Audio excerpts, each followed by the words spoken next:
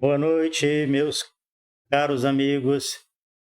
É com muita alegria que dou início a mais uma atividade, reunindo aqui alguns poucos companheiros para o nosso encontro de homeopatia. Nosso material está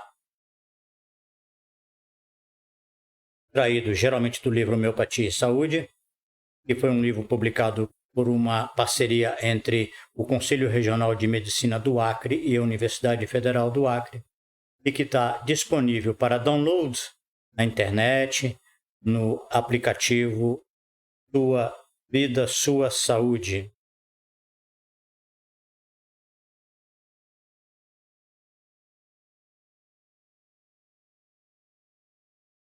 E aproveitando mais um pequeno detalhe,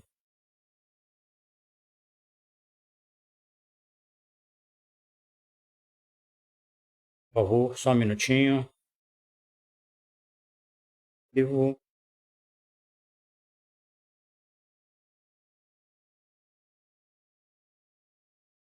Ok.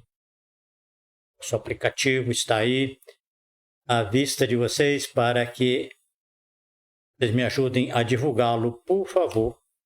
Envie para seus conhecidos, amigos. O aplicativo tem 11 livros que eu publiquei na área de saúde, de evangelho e de homeopatia, saúde do adolescente, e também tem os vídeos, bem como um blog. Nós estamos ativando e procurando dinamizá-lo. Semana mesmo eu publiquei um trabalho que eu fiz para a Associação Médica Homeopática de Minas Gerais, um estudo de Lycopodium. Está todo disponível no blog e, consequentemente, no aplicativo, tá? Bom, em relação ao nosso tema de hoje, eu pensei que nós iríamos deixar um pouco a parte técnica. Quem tiver interesse pode ler, pode estudar no livro, que entrar em contato comigo em privado, pelo YouTube ou pelo aplicativo, e nós podemos discutir mais o assunto. Mas eu fiquei com a sensação que não era do interesse mais amplo do grupo, então eu resolvi encolher, né? Cortei, tinha mais 2 vídeos, eu cortei 1,5. Então eu vou aplicar aqui hoje, né? Vou passar apenas a parte final do quarto, que seria o quarto vídeo sobre o assunto, porque se trata de um caso clínico muito interessante e que permitiu muitas ilações e foi um grande aprendizado. Eu vou passar esse vídeo então rapidamente, né? E são só a metade dele. Em seguida eu faço alguns comentários através de slides do PowerPoint e depois vamos para o debate. Tá bom? Olá, meus amigos. Estamos concluindo hoje essa etapa a respeito da terapêutica com a 4ª e última aula.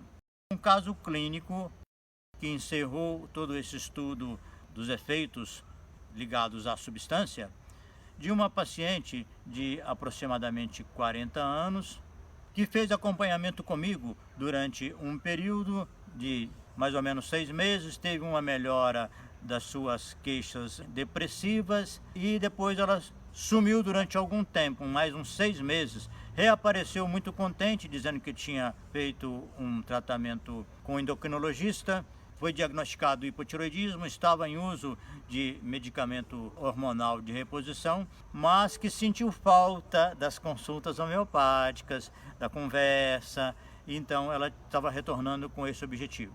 Ela me disse o seguinte, que nos últimos 3 meses, quando ela estava fazendo a investigação com o endocrinologista, ela voltou a frequentar o sítio onde os familiares todos se reuniam no final de semana, porque fazia 3 anos que ela não tinha tido coragem de ir lá novamente após a morte da sua mãe.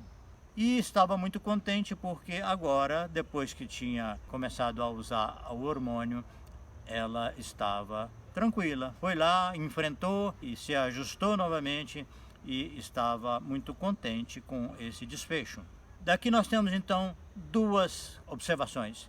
Primeiro, ela não tinha me relatado esse dado durante o período anterior de acompanhamento homeopático. Talvez tivéssemos tido uma resposta terapêutica satisfatória com mais informações a respeito da paciente. Segundo, se esse médico tivesse uma noção do que é o efeito global, ele poderia pensar na possibilidade de, depois de um breve tempo de estímulo desse organismo com o hormônio tiroidiano, ver se o organismo tinha reagido e com essa melhora psicológica e emocional, o organismo poderia voltar a produzir espontaneamente, desde que tirasse a reposição e isso servisse de um estímulo, de uma provocação para que o organismo voltasse a produzir naturalmente.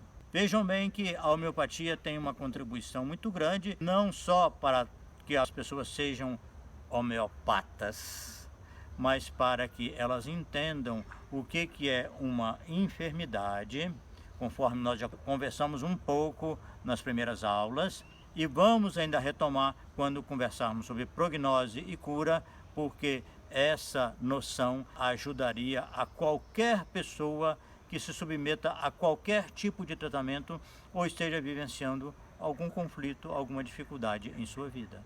É uma contribuição que nós precisamos oferecer também aos nossos pacientes. Nós vamos prosseguir agora com o tema prognose e cura. Um abraço, até mais.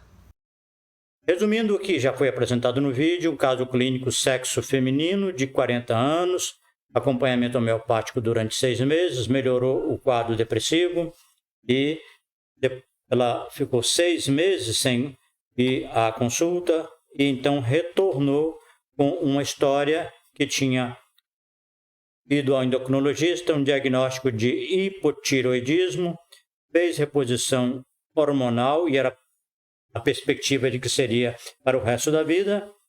E nos últimos 3 meses ela estava muito bem, porque tinha vencido um medo que ela não havia me relatado. Bom,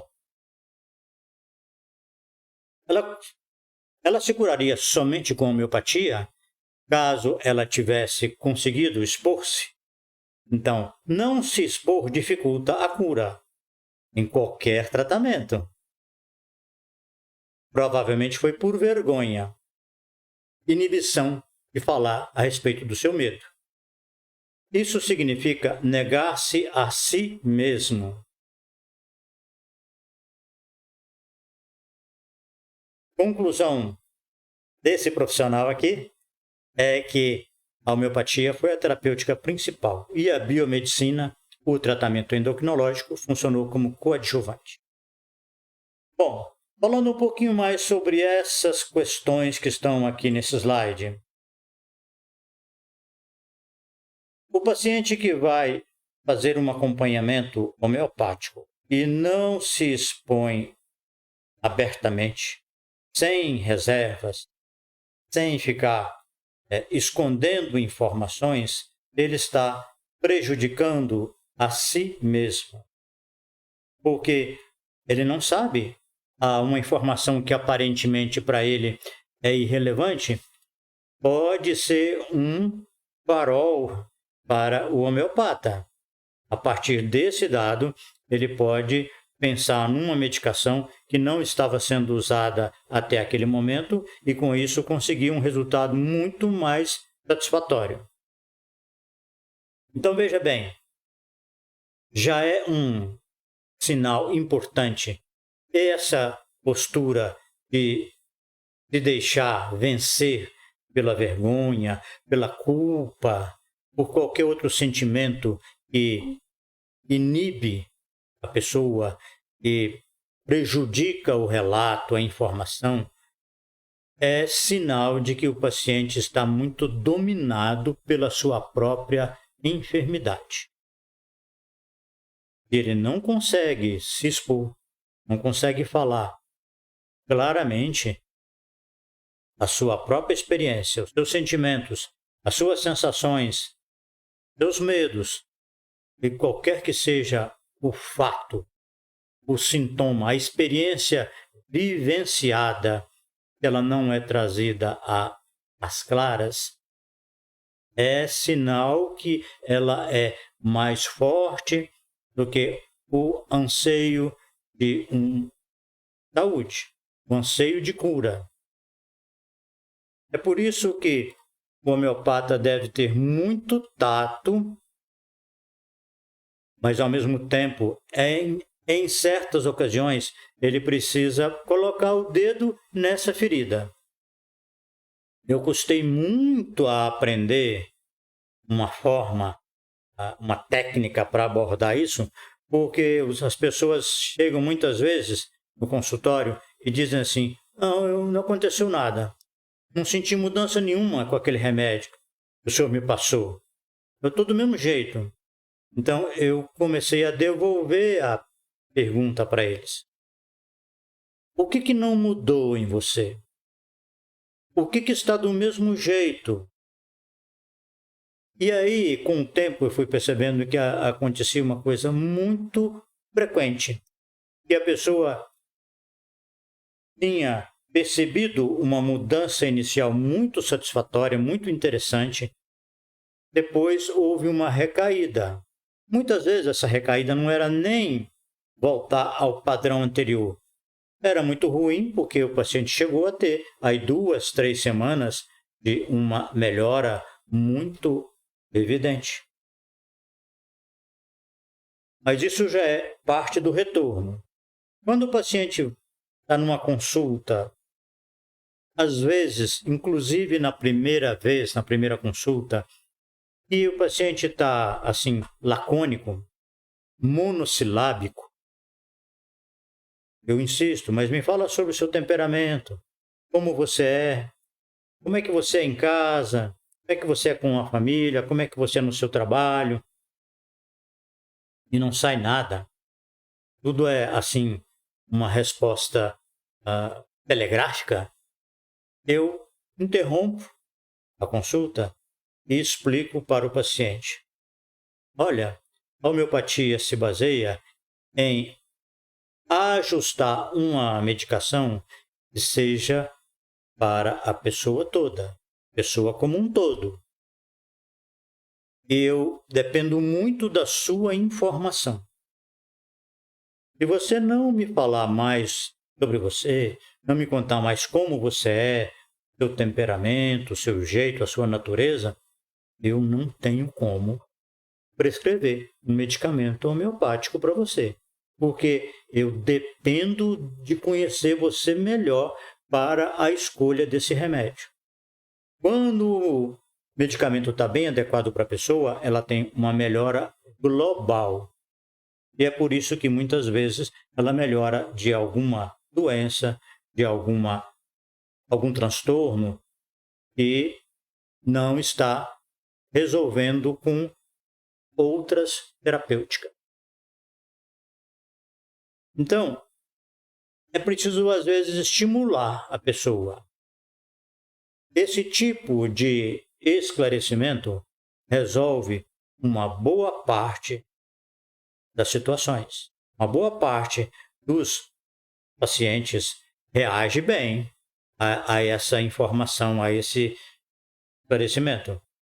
Mas em outros não adianta. O paciente está muito preso a algum condicionamento, às vezes até mesmo a descrença quanto a um possível bom resultado com essa terapêutica que é tão esquisita, tão estranha, tão criticada.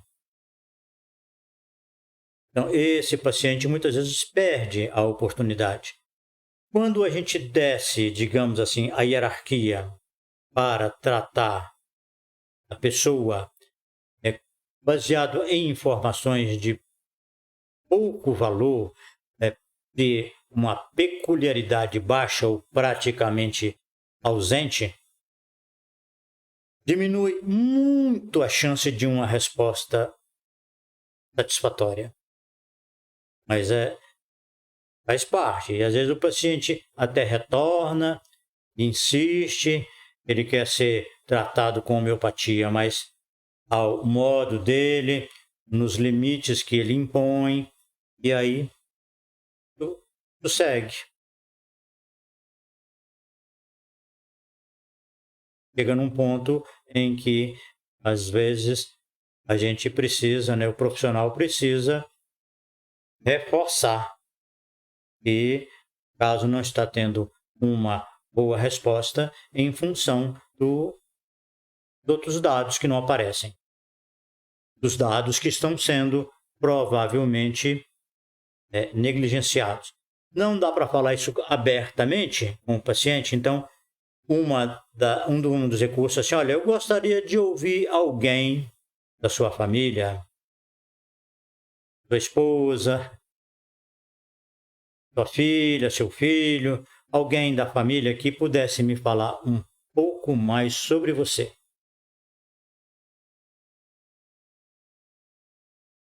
O paciente já, muitos ficam assim estranhando muito, mas em certos casos ele aceita e também funciona.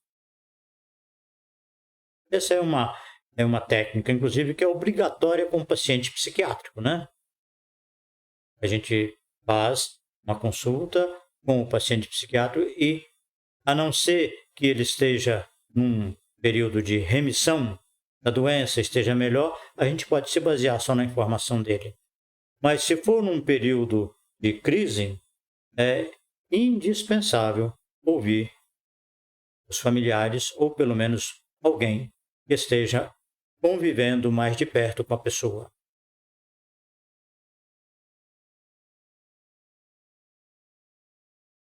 Então, em muitos casos, a cura acontece pelo ciclo virtuoso ou em zigue-zague. Ciclo virtuoso, o exemplo é essa paciente do caso clínico apresentado. Ou seja, a homeopatia levantou um pouco o astral, né? Ela disse que melhorou, assim, tristeza, o desânimo um pouco, se sentiu mais alegre, mais disposta, mas aquele medo estava lá, travando.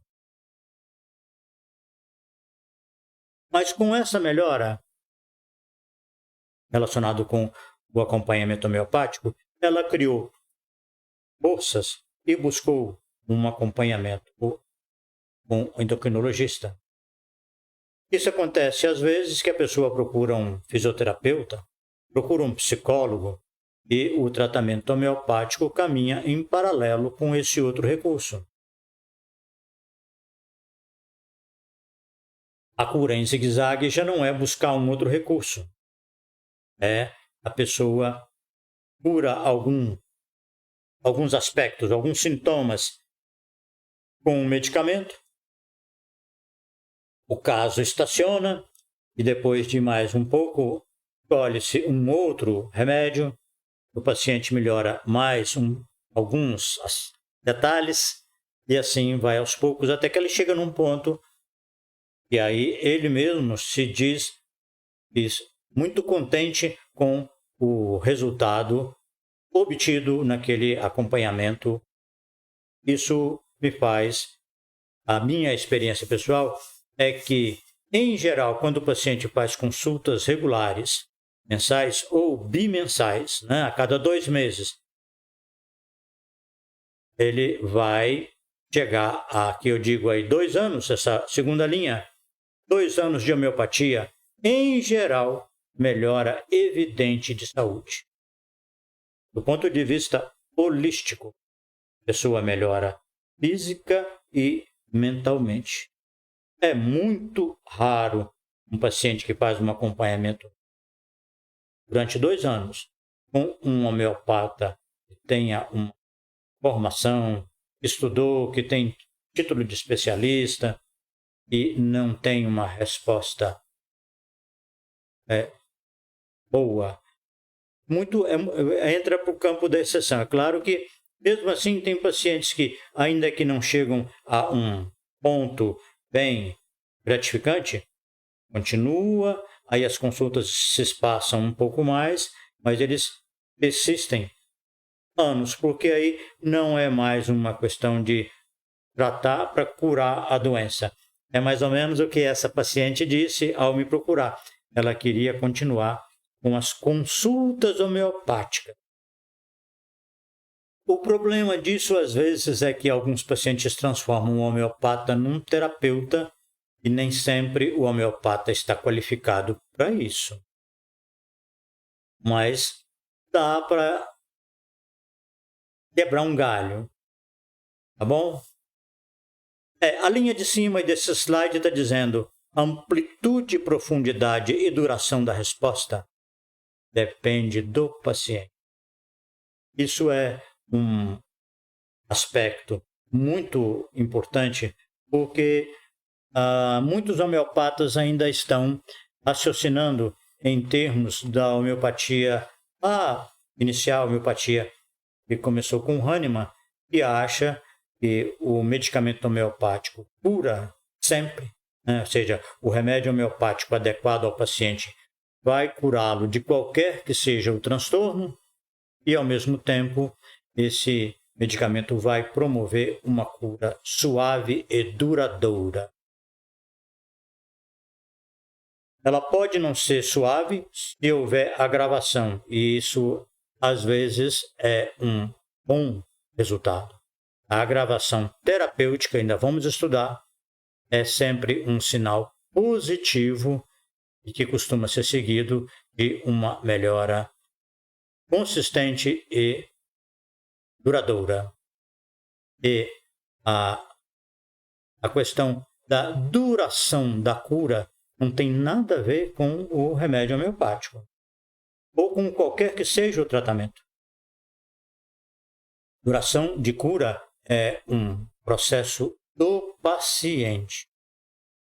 Ele é quem pode manter-se curado ou adoecer de novo dentro de um pouco de tempo e pode fazer, inclusive, uma doença mais grave do que a que foi tratada anteriormente.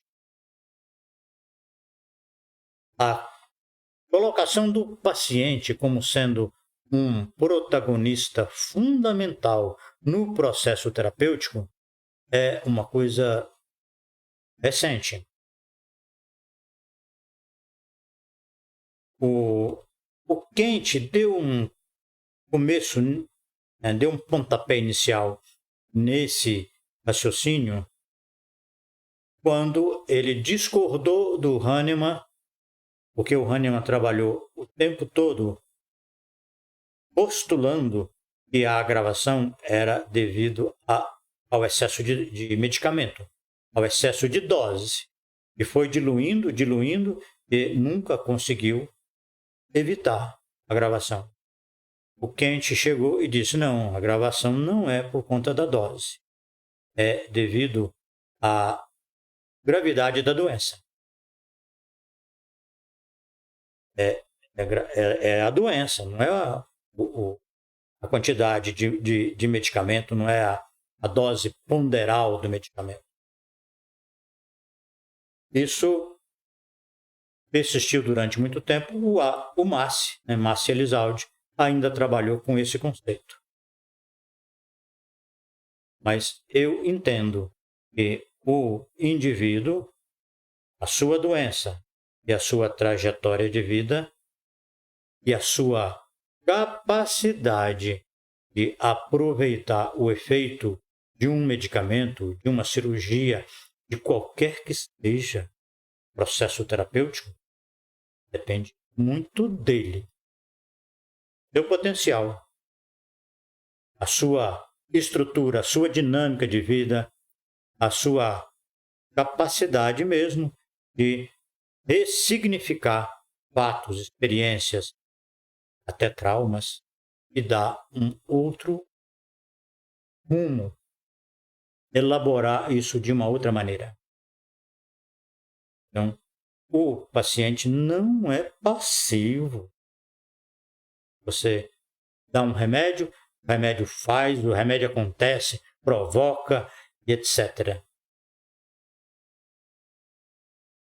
O paciente aproveita bem, mais ou menos, ou não aproveita o medicamento adequado que foi prescrito para ele. Bom, aqui nós encerramos, então, slides e voltamos a conversar.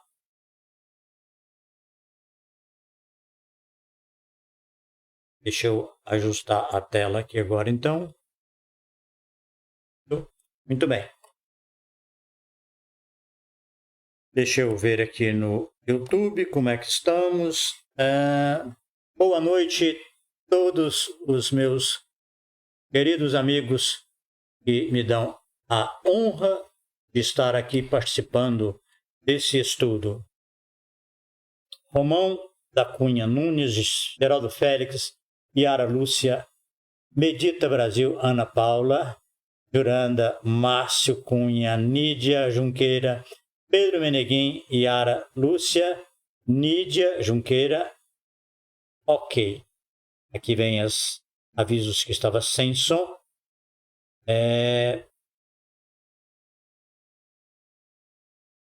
Desculpem, foi falha minha, totalmente minha, a respeito do som. Bom, agora tá ok, beleza. Oi, Aida, tudo bem? Valdir? Bom, eu gostaria de saber de vocês, aí se deu para acompanhar, e eu pergunto a vocês, por que essa paciente fez uma alteração endocrinológica, ela fez um hipotiroidismo, ou seja, a tireoide dela parou de funcionar adequadamente.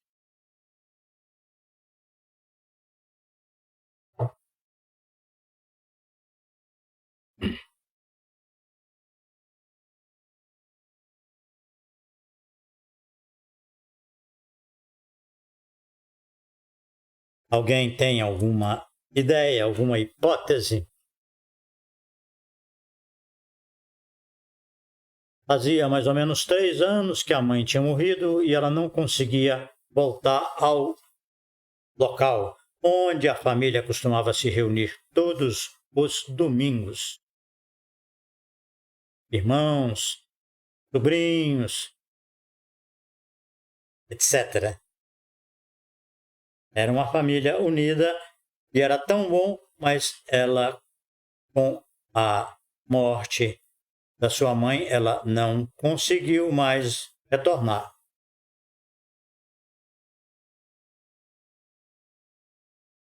O que ela estava fazendo? Ela estava se deixando impedir de fazer uma coisa que ela gostava muito. Era muito prazeroso, um encontro afetivo. Anônimos. Doutor, doença da pele e hipertireoidismo pode ser tratados com homeopatia? Eu posso te responder depois, Anônimos. Eu estou desenvolvendo um raciocínio aqui agora sobre um caso clínico.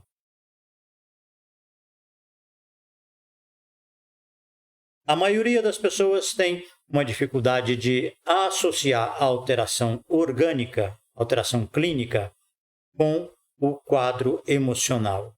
Mas é isso que aconteceu. Boa noite, Zé Eustáquio. Tudo bem?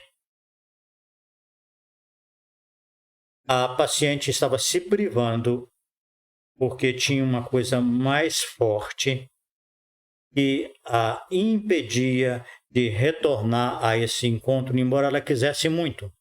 Ela lutava, de certa forma, com ela mesma para ter coragem, ter força e enfrentar a dor de voltar àquele local onde a família se reunia e que a sua mãe estava sempre presente, mas ela não conseguia.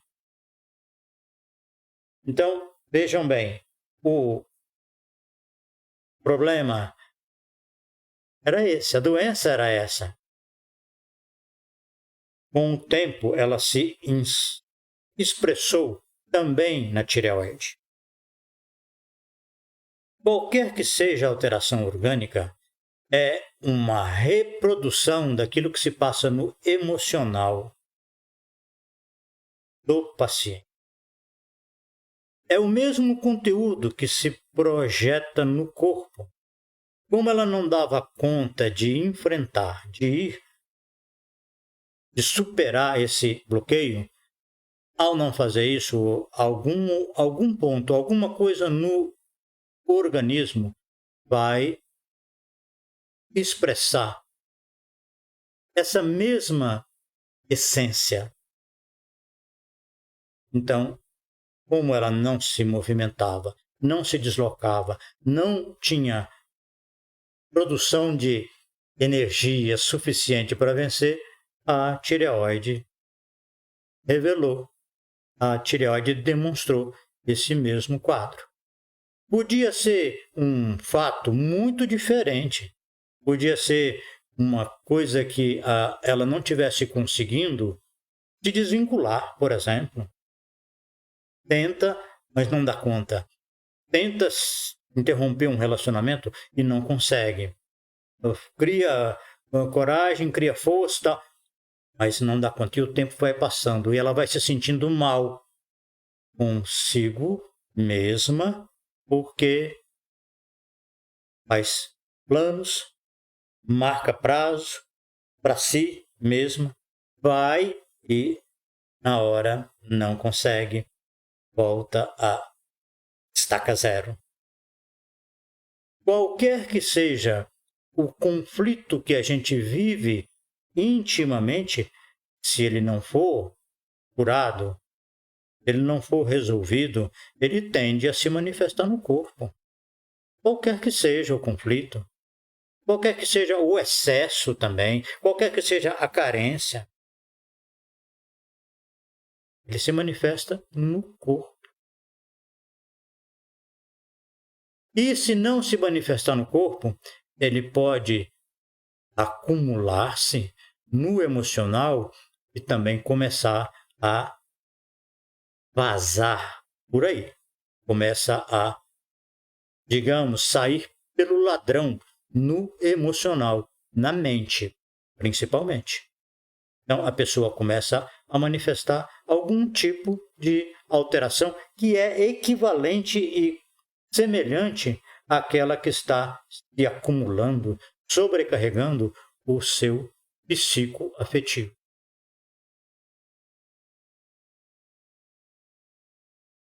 Vamos ver aqui. Márcio, há uma reação psicofísica conforme sua suscetibilidade. Isso mesmo, Márcio. A nossa suscetibilidade é a vulnerabilidade. E aí tem a nossa reação. Quando a gente é suscetível, a reação precisa ser muito adequada, conveniente, para resolver. Isso é possível. E eu diria assim que é comum. Todos nós somos mais ou menos suscetíveis, mas quando o problema se instala, quando o desacerto, quando o mal-estar no íntimo começa a realmente incomodar, a gente toma as medidas que não tomou antes preventivamente, muitas vezes por falta de conhecimento e prudência.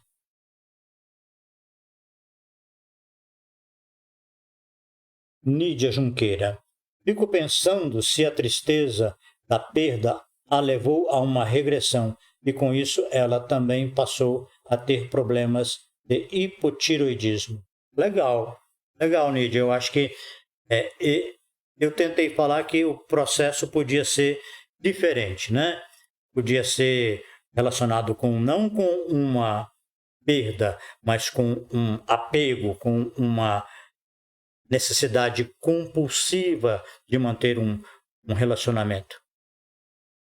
Mas veja bem, se a pessoa regride, ela está dando demonstração que não deu conta de enfrentar, não deu conta de resolver o quadro satisfatoriamente. Isso pode levar, sim, eu concordo com você, que é um bom exemplo de um possível caso de hipotireoidismo ou de uma deficiência em qualquer outro setor. Estou dizendo que nesse caso ficou bem nítido que era um movimento que ela tinha que fazer. E a tireoide produz os hormônios que vão acelerar o metabolismo, né, que vão fazer com que o metabolismo funcione harmonicamente. Se falta esse estímulo, não há hormônio, não há um metabolismo suficiente. Tá? Voltou eu comentar, eu vou aproveitar então agora a oportunidade, a questão que eu falei no vídeo, né? De uma visão global do paciente por parte do profissional.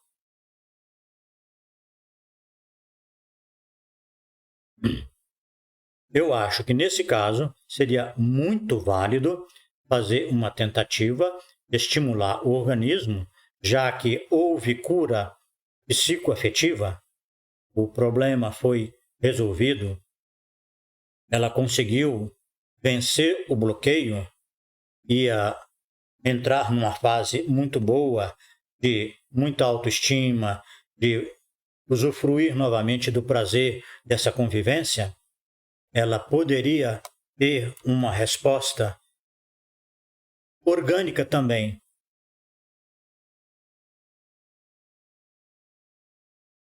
Essa resposta, essa possibilidade é ignorada pela maioria dos profissionais porque faz-se um diagnóstico e a pessoa é declarada doente para o resto da vida.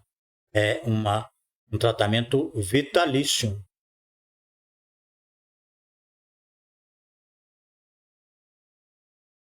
Um pouco de noção de saúde e doença do ponto de vista da pessoa como um todo seria muito útil para qualquer profissional em todas as áreas, em todas as especialidades médicas, em qualquer setor em que alguém trabalha como terapeuta, como profissional de saúde, seria muito interessante.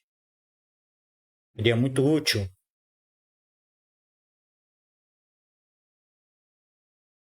Nídia, o corpo mostrou o medo dela de continuar crescendo. Sim, não deixa de ser um crescimento. Quando você passa por uma perda, por um baque, e você se reconstitui, você se reanima depois de um período de sofrimento e que você se restaura, é um crescimento. O problema muitas vezes é que as pessoas querem resolver sem sofrer. Mas é o que eu disse agora mesmo. Quando a pessoa vai se consultar e ela não se expõe, ela está negando a si mesma. Isso é muito ruim para a saúde.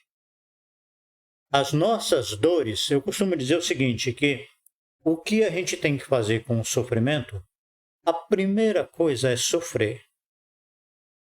Olhar bem para isso, sentir, chorar, sofrer, e aos poucos você vai encontrando a sua maneira de sair do fundo do poço, de voltar a ser você mesmo. Agora, ainda melhor, porque você tem mais uma experiência importante dentro de você mesmo. Esse é o crescimento. Mas a gente não cresce assim porque quer, porque está está fazendo terapia, está fazendo um tratamento homeopático, está fazendo não sei o quê. O processo é seu. Da sua dor. Você é quem vai resolvendo. Você é quem vai curtindo e equacionando, encontrando a saída, encontrando a resolução. Meneguinho, da paciente foi medo, mas do meu hipo foi radiação. Ah, que bom! Legal, Meneguinho. Aí você trouxe para a roda uma coisa muito importante. O que tem na vida de uma pessoa que um fator externo provoca alterações? Porque eu disse que o emocional se revela também no organismo. Mas esse emocional, muitas vezes, inclui um fator externo. Quando uma pessoa tem um acidente, por exemplo, e fica com sequelas e às vezes graves,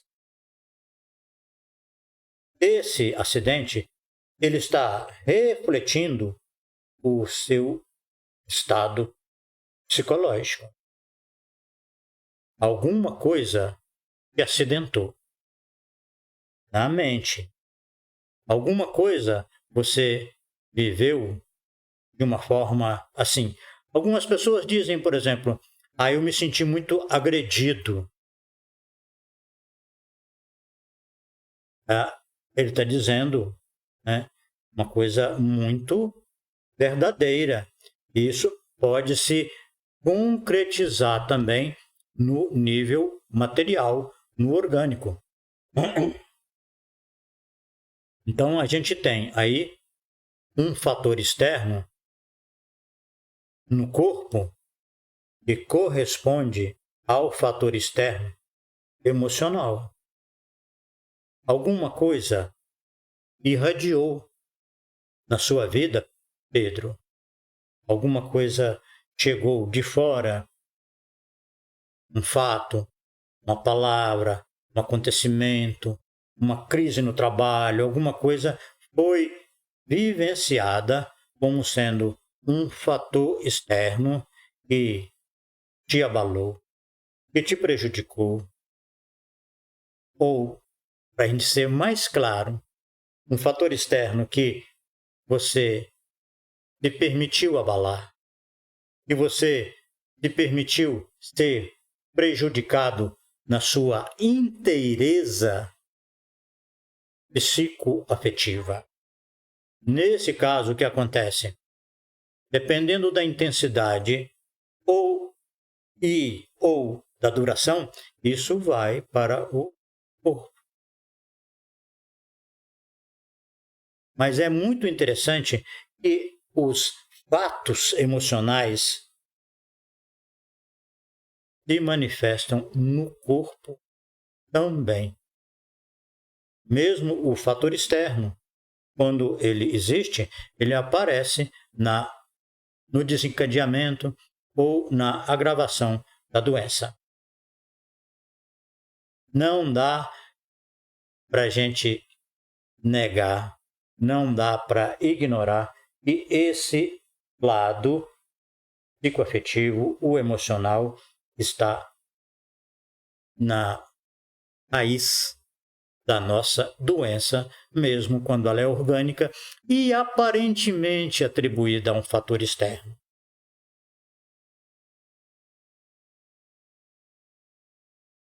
Ou falta de medo. A falta de medo pode ser que leve a atitudes temerárias, a condutas audaciosas. Né? Isso tem mais a ver com uma doença de aumento. Uma doença que estivesse, por exemplo, alguém perguntou, e agora mesmo, o Anonymous perguntou sobre hipertiroidismo. Uma coisa de excesso, de incremento, de hipertrofia de algum órgão ou de alguma função. Isso é mas coerente com atitudes relacionadas com a falta do medo. Nídia, nossos afetos procuram um meio de expressão. Eu acho que não são os afetos, Nídia, mas eles com certeza, eles são, assim, o recurso, né? A nossa afetividade é um ponto de ebulição de muitas pessoas. Ali as coisas fervem ou congelam, né? São dos dois extremos, mas é difícil que alguém passe por uma experiência afetiva importante, rica, sem um problema, sem um resquício. Mas, de uma forma geral, não é só o afetivo. O afetivo costuma ser bem evidente, porque ele costuma ser, né? É claro que tem muitas pessoas que passam pela vida, assim, observando.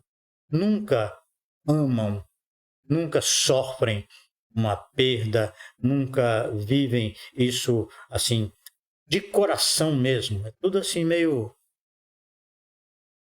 recolhido, meio fraco, entendeu? Temos essas pessoas, elas vão ter doenças também, que não são tão desencadeadas pelo afetivo. Mas eu acho que tudo dentro de nós busca se expressar. O afetivo, você tem razão, ele é muito comum esse aspecto. Nídia ainda, o fator externo tem a ver com a nossa história. É como se atraíssemos os acontecimentos. Exatamente. Não é de graça que um determinado fator nos atinge e nós nos deixamos atingir e até mesmo sequelar por ele. Eu tenho observado uma outra coisa, é uma curiosidade. Não é só o nosso corpo que mostra isso, não. Os animais com quem nós temos vínculo afetivo podem ser um ponto de descarga dessa energia que está ruim, que está mal administrada. Eles também podem ser o campo de concretização desse distúrbio. Além disso, além dos animais, desde que tenha vínculo afetivo com a pessoa, né? A pessoa tenha vínculo afetivo com esse animal. Temos também o carro e o computador. São objetos que muitas vezes vão manifestar as nossas perturbações. Eu tenho um atrito, estou num conflito e aí aquilo eu estou andando na vida de uma forma desequilibrada, isso vai aparecer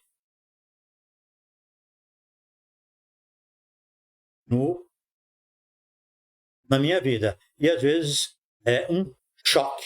Eu tive um choque com alguém, aquilo está reverberando e aí eu tenho um acidente de carro. O computador é um objeto muito pessoal também. Eu já vi algumas vezes que ele recebe, ele tem muita coisa eletromagnética, ele recebe também essas nossas vibrações e mostra um distúrbio. Eu não saberia dizer, né? Teria que entender melhor, mas parece que ele acaba tendo essa finalidade. Tá bem? Mas o que importa mesmo para nós é entender que isso está relacionado com a nossa doença orgânica ou psiquiátrica está relacionada com o nosso modo de ser. O fator externo, o vírus, né?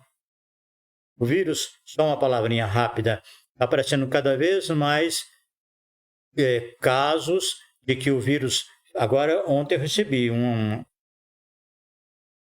álbum com doenças dermatológicas relacionadas com coronavírus. E assim, já vi outras doenças, né, além do quadro pulmonar, do quadro hematológico, e vai aumentando, porque quanto mais pessoas entram em contato com o vírus, e se elas não estão bem, elas vão manifestar a doença que está dentro delas.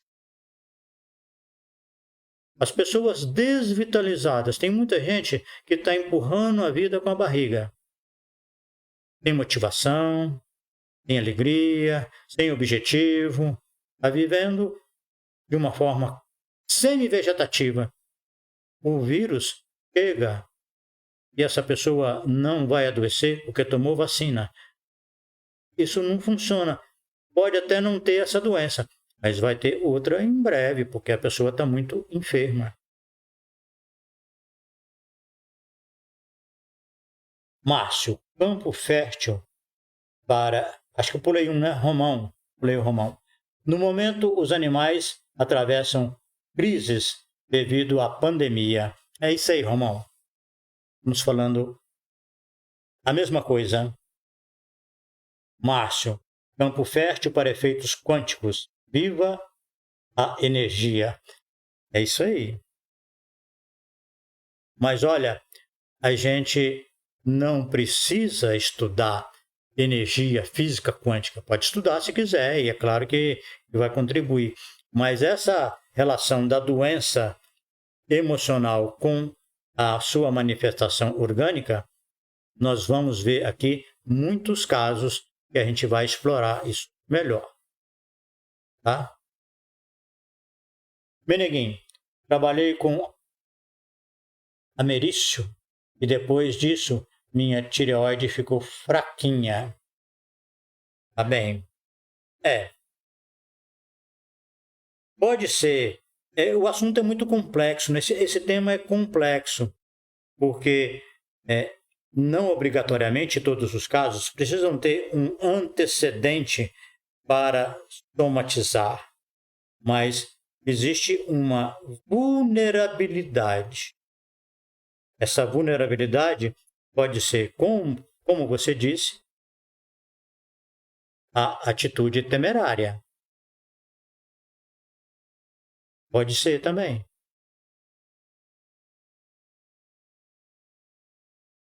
Muito bem. Meus amigos, estamos no horário. Eu acho que foi proveitoso, né? O Anônimos, ele ficou conosco aqui, ele viu que é mais importante do que saber se a homeopatia cura. A homeopatia pode ser usada para tratar qualquer doença, qualquer uma. A pessoa pode se beneficiar com um tratamento homeopático.